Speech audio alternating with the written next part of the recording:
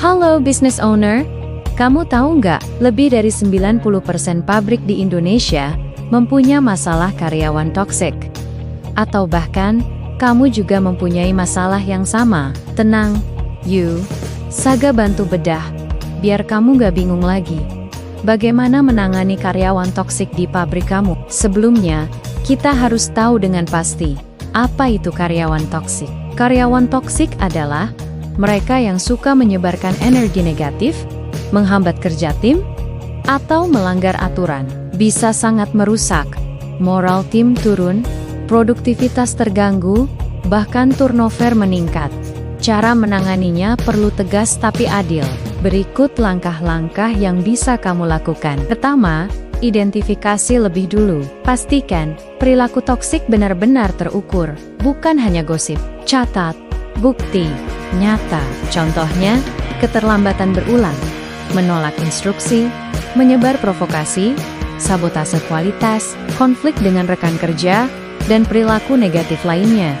Kemudian, bedakan antara toxic attitude dengan toxic performance. Toxic attitude lebih didasari oleh kelakuan dan kemauan negatif, seperti malas, provokatif, dan indisiplin. Sedangkan toxic performance lebih ke arah kemampuan, seperti kinerja buruk karena skill kurang. Nah, di sini yang perlu kita perhatikan adalah toxic attitude. Karena ini akan sangat merusak lingkungan kerja di pabrik, akan mudah menyebar dengan cepat jika tidak ada tindakan pencegahan yang nyata. Sedangkan toxic performance cukup dengan memberikan pelatihan atau pengembangan skill karyawan tersebut secara intensif dan periodik dengan pemantauan yang terukur. Kedua, berikan umpan balik langsung. Bicara langsung secara pribadi. Jangan di depan rekan lain. Jika depan umum, rasa defensifnya akan tinggi dan akan makin membuat pertengkaran yang tidak kondusif untuk pekerja yang lain. Kemudian, fokus ke fakta dan dampak. Ingat, bukan menyerang pribadi. Contoh, jangan mengeluarkan statement, "Kamu selalu bikin masalah," tapi sampaikan statement berikut. "Kemarin kamu sengaja berhenti kerja 30 menit tanpa izin. Akibatnya, target line terlambat 200 unit." Dalam statement ini lebih jelas bahwa tindakan pelanggaran yang dia lakukan menyebabkan dampak yang jelas merugikan. Jelaskan standar perusahaan dan tanyakan, apakah ada masalah pribadi yang memengaruhi. Ketiga, tetapkan aturan dan konsekuensi yang jelas.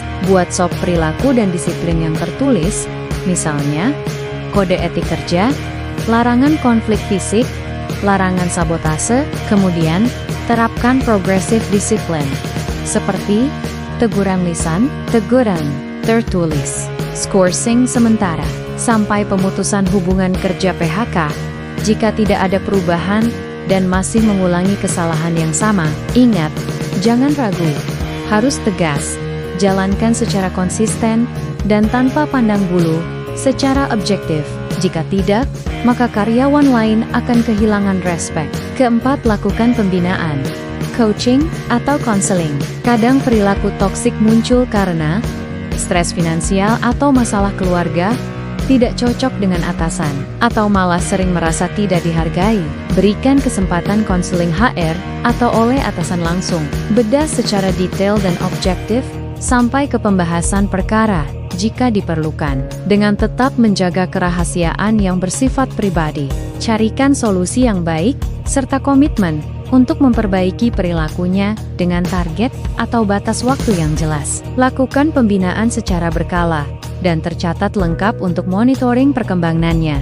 Kelima, batasi dampak ke tim. Jangan biarkan karyawan toksik menjadi role model buruk. Agar tidak menyebar ke yang lain, lakukan rotasi tugas jika perlu. Tegaskan ke tim bahwa perusahaan mendukung budaya kerja positif, sehingga toxic behavior tidak dianggap normal. Keenam, perkuat budaya kerja sehat. Berikan reward dan recognition ke karyawan positif, misalnya penghargaan disiplin, produktivitas, improvement awards, atau teamwork terbaik. Buat aturan zero tolerance untuk bullying, provokasi, sabotase. Komunikasikan visi dan nilai perusahaan secara terus-menerus. Agendakan kegiatan yang bersifat engagement dengan karyawan, agar terbentuk rasa persaudaraan dan memiliki, karena dalam kegiatan seperti ini, biasanya karyawan akan lebih terbuka dalam hal-hal yang terkait perusahaan dan kondisi individunya. Disinilah kita bisa memetakan apa saja yang menjadi harapan pekerja, yang memungkinkan untuk direalisasikan perusahaan dengan tujuan yang positif juga, yaitu untuk kemajuan perusahaan ke depannya. Ketujuh, opsi terakhir, PHK jika sudah dilakukan pembinaan, teguran, skorsing, rotasi, tapi tidak ada perubahan, maka jangan ragu untuk melakukan PHK, karena jika dibiarkan lebih lama, maka akan lebih banyak karyawan lain yang terpengaruh. Ingat, sesuatu yang negatif akan lebih cepat menyebar daripada yang positif. Lebih baik kehilangan satu orang toksik daripada 50 orang produktif terdampak. Jadi kunci utamanya adalah adil, tegas, dan konsisten. Jika masih perlu bantuan Saga, kami selalu terbuka. Dengan senang hati membantu menyelesaikan permasalahan di pabrik Anda. Jangan sungkan. Segera hubungi Saga di nomor WA 08136 7686984. Salam Saga, improve and empowering your factory performances.